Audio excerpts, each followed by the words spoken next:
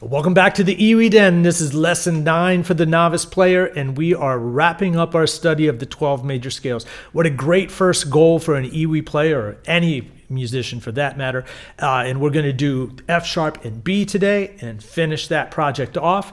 Then we're going to have a discussion about how many keys are there really. You know, you would think from this particular series that there's 12 keys, but that is not the correct answer. So we're going to talk about that. And then finally, given this awesome amount of information and vocabulary, where should we go next? So those are the 3 things we're going to cover today. Let's get right to it with F sharp major. So F sharp major is in the sharp category, and we're going to think of it sort of like we did C sharp. You know, everything is sharp but B. So we're going to aim at B. So when you say it, it's F sharp, G sharp, A sharp, B, C sharp, D sharp, E sharp, F sharp, E sharp, D sharp, C sharp, B, A sharp, G sharp, F sharp. Cool. Let's play it. Nice and easy. Keep your brain in front of your fingers.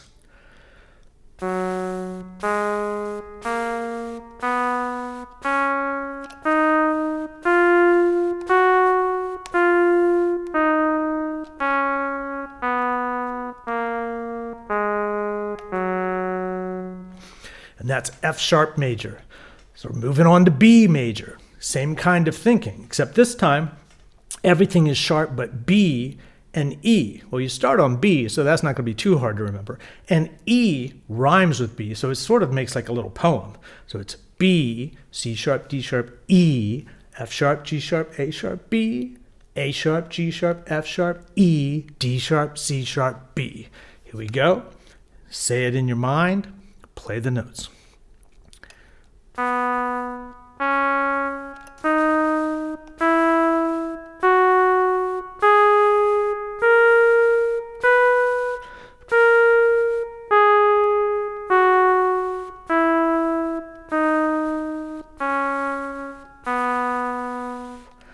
There you go. You know all 12 major scales.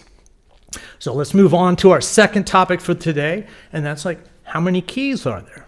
Well, to this point, it would be logical, and most people say there's 12 keys. It's not true, because every key has a relative minor. So the key of C, the relative minor, is A. Theoretically, you don't really need to be able to remember this, but I'll tell you what it is just in case you're interested. So the relative minor is always the 6th degree of the scale. So in the key of C, C, D, E, F, G, A is 6. So A is C's relative minor. Well, every key has a relative minor, and it's always the 6th scale degree. So that means there's a major key and a minor key for every key signature. So C major and A minor, they share the key signature of no sharps and flats. G major and E minor share the key signature of F sharp. So there are 24 keys. But that's still not the right answer, because there are enharmonic spellings for scales. Remember, enharmonics is like a G sharp equals an A flat. It's the same pitch, but it has a different name for some reason to keep our scales in alphabetical order. Well, we can do that with scales too. So the C sharp scale has 7 sharps. Well, we could have a scale with 7 flats, and that would be the C flat scale, and it would be C flat, D flat, E flat, F flat, G flat, A flat, B flat, C flat, right?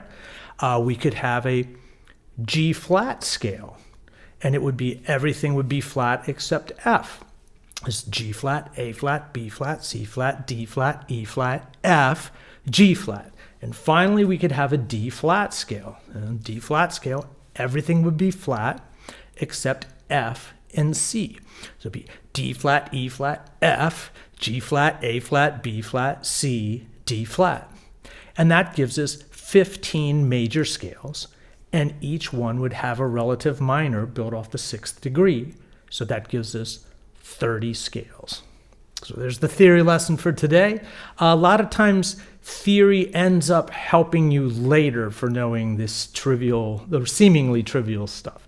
And eventually you're going to run into music that has like a C flat chord or a G flat chord, and it's going to be really good to understand that.